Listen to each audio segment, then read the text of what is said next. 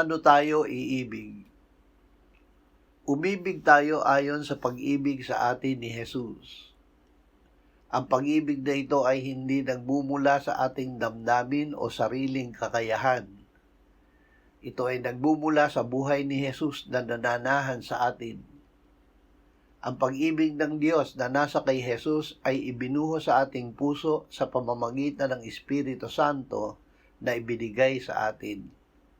Ang buhay ni Jesus ang nagbibigay sa atin ng kakayahang umibig ayon sa pag-ibig ng Diyos. Dahil kay Jesus, magagawa nating ibigin ang lahat kahit na ang hindi karapat-dapat ibigin.